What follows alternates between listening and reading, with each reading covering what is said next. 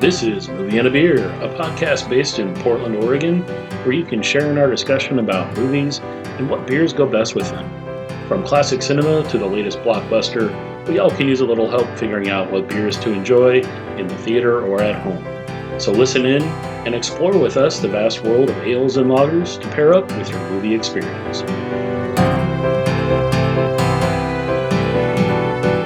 Hello and welcome to Movie and a Beer. My name's Dan Kapersky. And today we have with us Blake Hunt, Old West expert. Ooh, Old West. And we have Randall Garcia, just a guy who enjoys a good Western. Mm-hmm. Definitely. So the movie that we watched recently, 3:10 to Yuma, a very interesting Western film, remake of a film that was originally done in 1957. We had a couple of beers.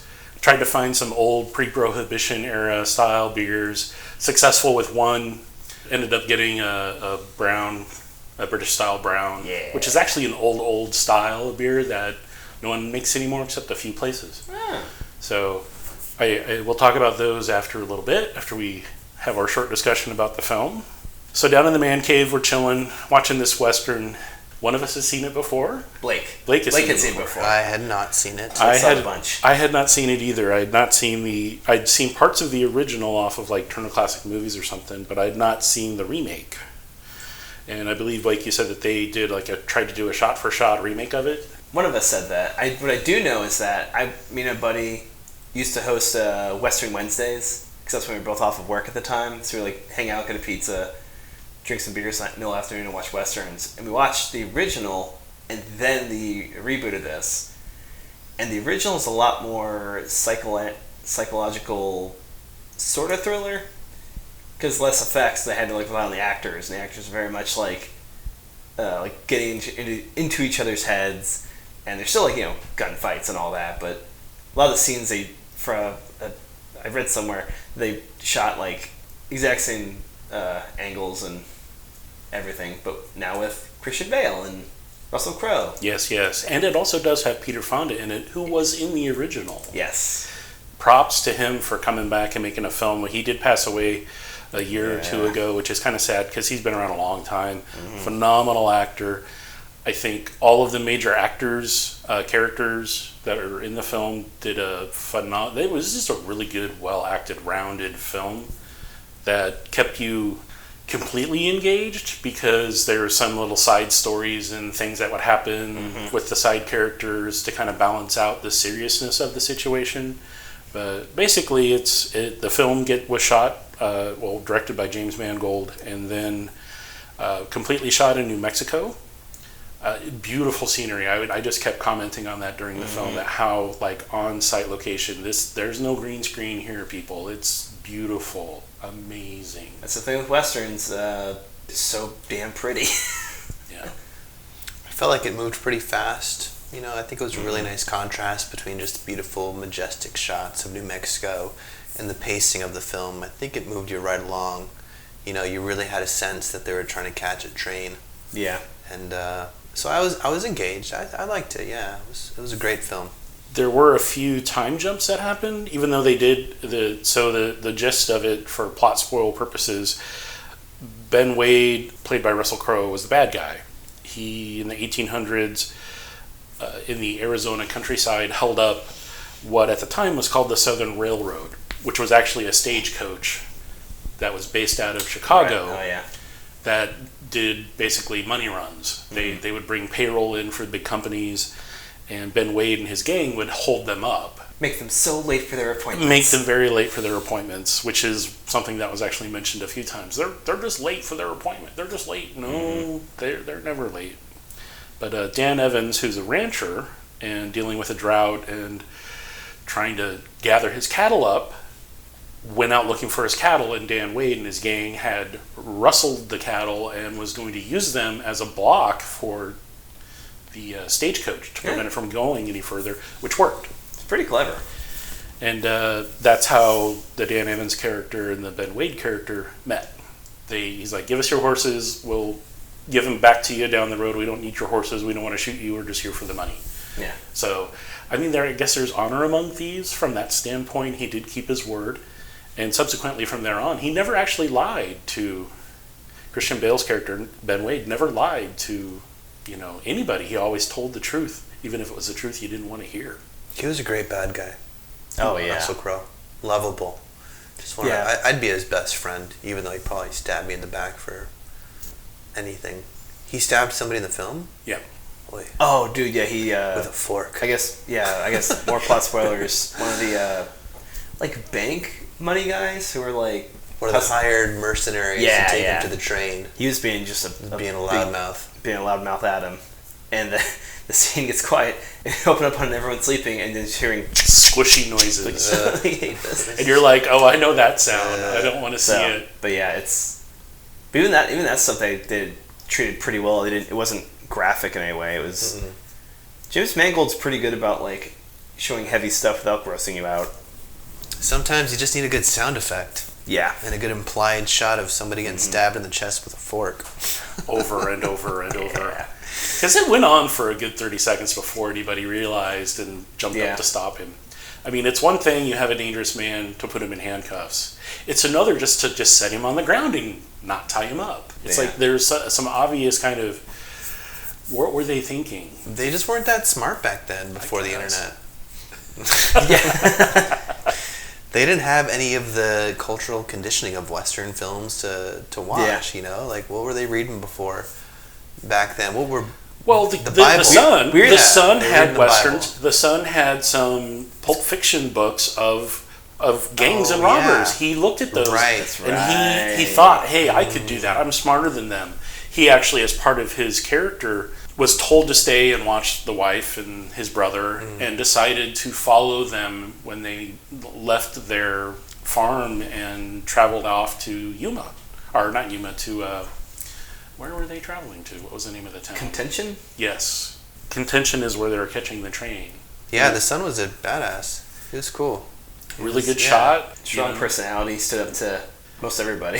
Yeah, and I think that the plot driving, I guess you would say, mechanism of having this desire to impress your child. You have Dan Evans trying to impress on his child this young teenager that I've never been a hero, but you can be a hero. You just have to do the right thing at the right time, and he was trying to show him how to do the right thing.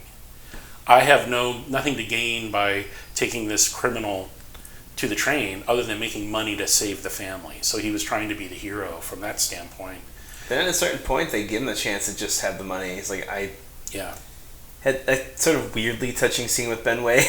Yeah. Where he tells him this dark truth, and Ben's like, all right, let's do this. So Contention City and Bisbee and Yuma are in Arizona. Yes. Nice. And yet they filmed it in New Mexico. I think the scenery was probably better in New Mexico, or it was cheaper. Probably cheaper. They probably had some film tax credits or something. Yeah. So yeah, it was a good movie. I think we all three really, really liked it. Out of the blue, decided. Well, actually, it was someone said, "Hey, let's watch a western." We haven't done that genre. I had a hankering for a western. Yeah, and we just watched the other Christian Bale movie. Yeah. Ford v Ferrari, where he races a Ford breed horse with an Italian horse. 6 degrees of separation. Boom. Ooh, there we are. I like that. His horse races a steam engine. I'd watch that.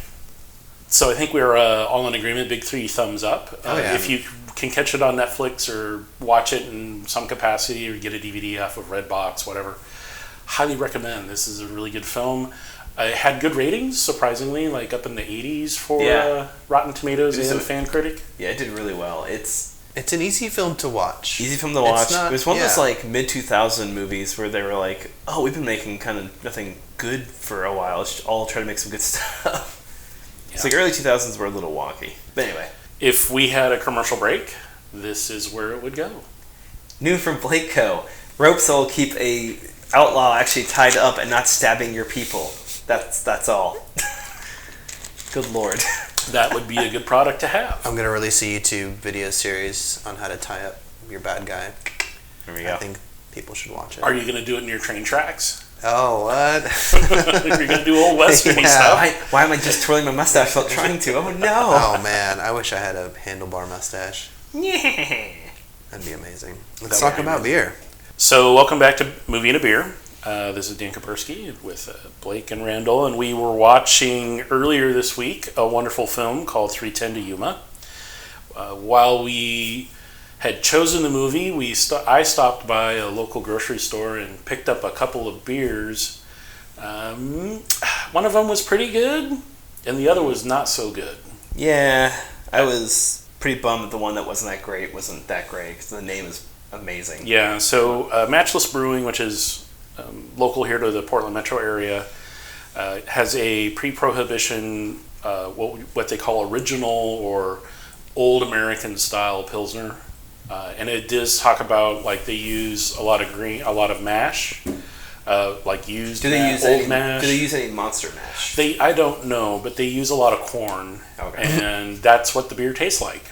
Oh, God, it really did taste like corn. It was, I've had better Mexican cervezas that are made with corn that didn't taste that corny.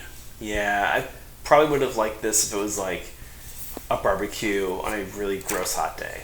Yeah, we didn't really have any food to eat with it. We did, we all started with some water and then tried this beer, and it wasn't terribly expensive. It was like, I don't know, $8 for a 4-pack of Tall Boys. Yeah. Which is kind of average for most, what you would call... Like microbrew? It's microbrew. Okay. Local microbrew, and a lot of the main grocery store chains are carrying those cans now. Mm-hmm. So, $8 to $12 for a 4-pack is not unheard of. No. For a nice beer. But this was not so nice of a beer. Are there any beers that taste like popcorn? Buttered popcorn? There is an off flavoring that makes a beer taste like buttered popcorn, which you do not want in beer. It's acceptable in very small quantities in certain styles, but diacetyl you don't want in your beer, because popcorn in beer flavor means it's gone bad. It's gone bad. Okay, well, for some reason that just sounds really good. A popcorn flavored beer. If like it was nutty, if it was nutty, yeah, maybe. And nutty, maybe buttery, yeah. The buttery part is what people will think is bad, because that's not an appropriate flavor profile for I'll just keep it on the popcorn then. Yeah. But yeah, it was a corny beer. It was I didn't really enjoy it. Yeah. But the second beer. The second beer, which was a really, really cool beer by AleSmith Brewing, called Nut Brown. The Nut Brown is a British style, old school. There's an American brown, but tends not to be as nutty as the malt bill is on the British style. Did you get it because Christian Bale is British? Is Welsh? he British? He's British or Welsh? I picked out the beer because it's an older style beer that not many people are making, and I wanted to just try it because I haven't had it before. It was great. And I figured... It worked with the movie, man. It's so this beer, it's a kind of a slightly translucent brown, darker brown, mid-brown color. Nice foamy tan head if you did pour it into a glass. I think most of us drink it straight out of the can.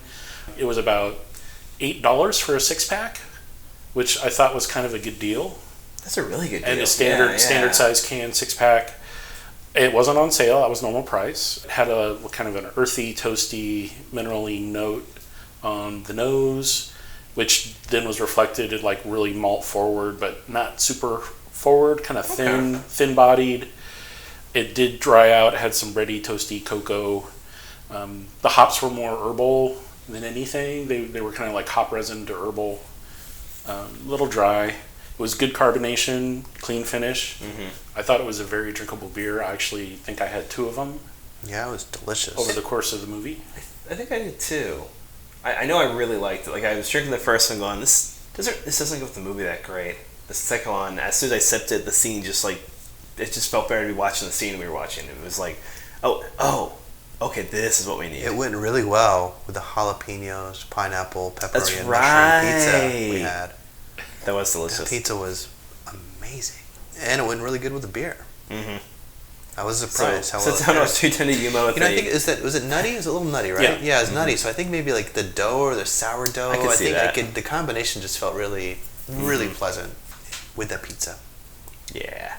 Recommendation would be find a medium dark beer or something that has a nice nutty malt profile. Preferably something not super heavy, because you don't want to be distracted from the movie. Even though the movie's really simple and easy to watch, I think finding something that just is an easy drinker, not offensive, just mild hopness is good, good quality malt body, roasty, nutty, totally good. Agreed. I'll have to buy that one again and try it again with some other movies and see how it turns out. Let's watch another Christian Bale movie. I really want to watch Empire of the Sun again. I haven't seen that in forever. Have you guys seen that? I have not seen Empire of the Sun? I saw it a long time ago. Oh man, I'm down for anything Christian Bale does. Yeah, he was 13 in that film, and who else is in it? John Malkovich is in this movie too. And he's married to this lady, not Christian Bale. Do you guys know her? I don't. She looks vaguely familiar, but I might be thinking her name is Sibi Blazik. Bless you. Oh, she's older than him. Christian Bale was born in 74, and she was born in 70. Holy crap, he's 2 years younger than I am. Yeah. Damn. And makes me feel old. Oh. You look great, bruh. Do you guys have a favorite Christian Bale movie? You know what I'm going to say to that. Batman Begins. And Dark Knight. Dark Knight. Oh, Dark Knight is so good. He beats up a clown in that one. I don't know, though. I'll tell you what. Although American Psycho. American Psycho is really good. Jeez, that's a hard one. Him just going on that big rant about Huey Lewis on the news while suiting up. I really thought he came to his zone. No, it was Phil Collins. Was it Phil Collins? I thought it was Huey Lewis on the news. I thought it was Phil Collins. Well, whoever he's talking about, save him that just saying, I think he really came to his zone later on. Hey, Paul! Ah! He starts acting. God, what a wild scene. He's wacky. I couldn't read that book, but I could watch that movie. You seen Vice? No. No, I need Dick to. Cheney? I need to watch that. All right, so we all are in agreement. Find yourself a nice, darker, medium-bodied brown or porter or stout. That's a little bit lighter. That's not going to be super heavy, but can hold your attention a little bit, but not distract you from the film. Big 3 thumbs up on this 310 to Yuma. Great film. Shout out to Atlas Pizza for the amazing pizza. They're my new favorite place, I think. They're really good. A little pricey, but pretty good. It was a little pricey. But you know what? Totally worth it. Yeah. Shout out to auger buzzards. They're native to Africa. It's a bird that Russell Crowe sketched at the beginning of the movie. He does. He's a very talented artiste. At least the character is portrayed as an artist. So psycho and chaotic, but all good when you're an artist. Yeah. It just comes with the territory, I guess. Jeez. Perfect episode. Say goodbye, everybody. All right. Goodbye, everybody. Bye, everybody. All right. And as always, the opinions expressed during the taping of this episode are those of the hosts. Thank you all for listening. Please remember to imbibe, and if you do imbibe, drink lots of water and be responsible about your habits. Yes, please. And your movie choices. God, sometimes you just don't pick a good movie. Yeah, but that's why you listen to this show. Yep. So we can suffer through the banana splits. All right. Take care, everyone. Thanks for listening. Bye-bye. Bye. Thanks for listening. This has been Movie and a Beer. Stay tuned for future episodes and features to be added to our website and podcast. And please remember to drink responsibly and hydrate.